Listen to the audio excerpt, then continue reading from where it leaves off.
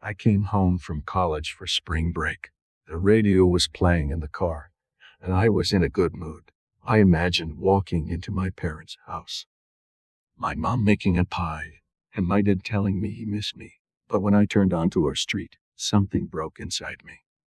There was a big sign on the lawn in front of the house, for sale. I slammed on the brakes and froze. Our house, for sale.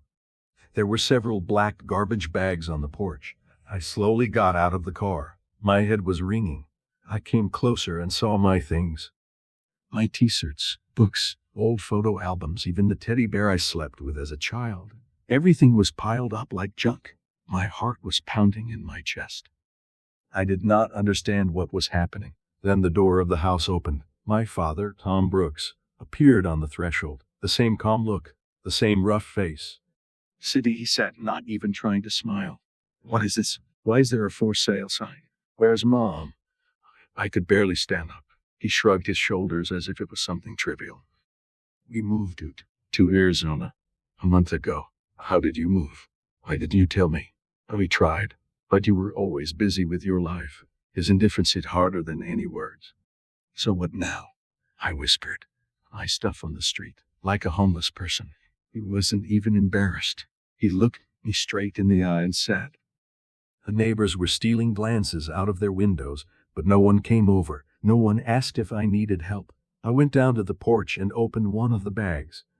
I pulled out my old photo album. On the cover were our family photos. Mom had me as a little girl on my father's lap. All this was no longer worth anything. "So what now?" I whispered. "I stuff on the street, like a homeless person." He wasn't even embarrassed. He looked me straight in the eye and said, I became a stranger to them. The phone rang. Mom appeared on the screen. I looked at the call for several long seconds. Then I turned off the phone. There was nothing more to answer. I picked up my things. I threw the bags into the trunk of the old car. I started the engine. Before leaving, I looked at the house one more time, at the place where I spent my childhood, now a place where there is no more room for me. I pressed the gas and drove away, without a home, without support, but with only one thought. I will never let anyone throw me out of my own life again. After I left home, the hardest days of my life began. I lived in my car. I slept in the back seat, wrapped in an old blanket, with my things in the trunk. I went to libraries to charge my phone, looked for part-time jobs through classifieds. Sometimes I ate only coffee and cookies from the gas station for dinner. No one called me, except my parents. The calls were endless. Mom, Dad, Mom again. But I did not answer. They had made their choice. Now it was my turn to make mine. One evening I was sitting in the parking lot of an old supermarket. I looked like a ghost, disheveled, tired, with teary eyes. It was as if I did not exist. I felt like I couldn't take it anymore. Something had to change. It was urgent. I gathered all my pride in a fist and went to look for a job. I got a job as a waitress at a cheap eatery called Maggie's Diner on the outskirts of the city. The work was hard, 12 hours on your feet, rude customers, small tips. But it was a job, my first step towards independence. I rented a tiny room in a hotel for a long-term stay. A bed, a kitchenette, a small window. For someone else, it would have been a hole. For me, it was my first real home after my betrayal. I worked during the day. At night I studied. I wrote essays, took online tests, tried to keep my education afloat. One evening, I was cleaning tables when I heard a man at the next table discussing an internship competition at a large marketing firm. The internship was paid, and it offered a chance for a real life. I listened to them with bated breath. When they left, I quickly wrote down the name of the company on the back of the check, Everhart Solutions. That evening I sent them my resume.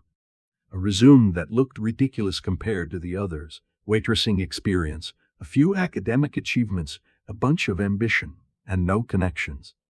A week later, I received a response. I was invited for an interview. It was my chance, my only chance. I couldn't miss it.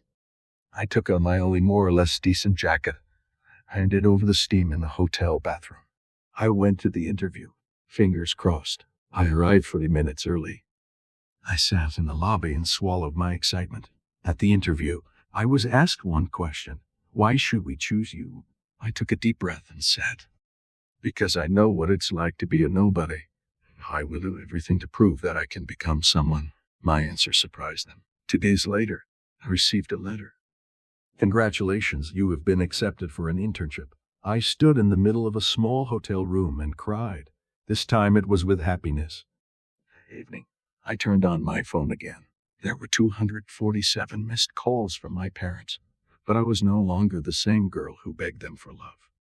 I was someone else. I erased all the calls, and I moved forward. My internship at Everhart Solutions changed my life. From the first day, I realized that this is not just an office. It's a fight club where only the strongest survive. I worked without a break. I was just another intern to them, invisible. But I knew that if I wanted to make a difference, I had to prove myself. One day, my chance came. The department manager, Ms. Henderson, threw a presentation on the table and said, "Someone needs to have this ready by Monday. Volunteers." The office was silent. No one wanted to sacrifice their weekend. I raised my hand. All eyes turned to me. They looked me up and down. A student in a cheap jacket. No name, no connections. Okay, Henderson shrugged. Let's see what you can do. I took the folder and went to work. No backup. No instructions. All Saturday and Sunday I sat in my hotel room working on this presentation. I worked until dawn, looking for information, checking every figure, and I did not just do a good job. I did it perfectly. On Monday, I was the first to bring the presentation. During the meeting, Miss Henderson showed my work to the management. Everyone was impressed. One of the partners even asked, "You did this?" And for the first time, I heard my name spoken out loud in the office. Sidney Brooks. That day I stopped being invisible. A few weeks later, I was offered to stay with the company on a permanent basis, a full salary, health insurance, my own workplace. I was no longer living in a hotel. I rented my first apartment, small, but mine. I bought a normal bed. I got a new phone. Life was getting back on track. But with that came new challenges. Not everyone in the company liked the fact that a girl from the street was quickly rising up the ranks. Some openly ignored me. Some tried to put spokes in my wheels. But I already knew the main rule: don't ask, don't explain, don't make excuses.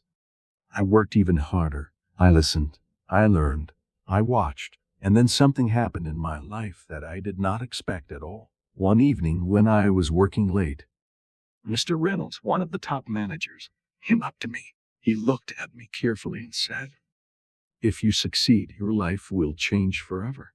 I stood there, mesmerized. A closed project. It was a ticket to another world. A career path I had never dreamed of, but there was one problem. It would mean entering a game where the stakes were much higher, where every mistake could cost everything. I had to decide whether to take the risk or stay safe. I knew the answer. I said yes. And at that very moment, my life took a turn that I could never have predicted. My new life took off like a whirlwind.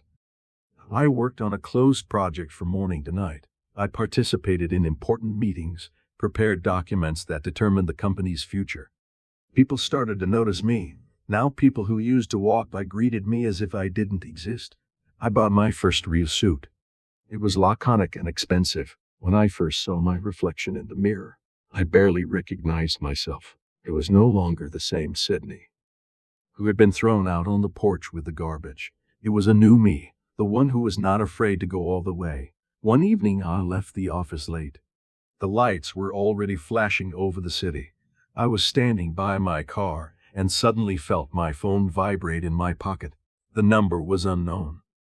I hesitantly pressed answer. Sydney, came from the other end. I froze. I couldn't mistake that voice for anyone else. It was my mother.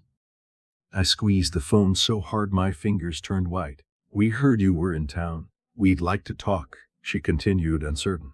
I remained silent. A few seconds of silence that felt like an "We," Mom stuttered. "We miss you." The words sounded fake, hollow, like an attempt to cover her tracks. I closed my eyes. The picture appeared before me again.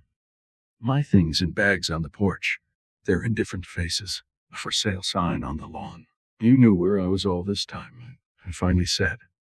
"You knew I was living in my car." There, I was hungry at night, and you did nothing. It was a difficult decision. We didn't mean you any harm. You knew I was living in my car. There. I was hungry at night, and you did nothing. It was a difficult decision. We didn't mean you any harm. For the first time in a long time, I felt strong, independent. I've already started over, Mom. I replied calmly, without you, and I pressed end call. For the first time in a long time, I felt strong, independent. I've already started over, Mom. I replied calmly, without you, and I pressed end call. That night I stood under the night sky and looked at the city lights for a long time. There was no more anger in me. There was no pain. Only freedom. I no longer had power over me. I was myself, and I had my whole life ahead of me.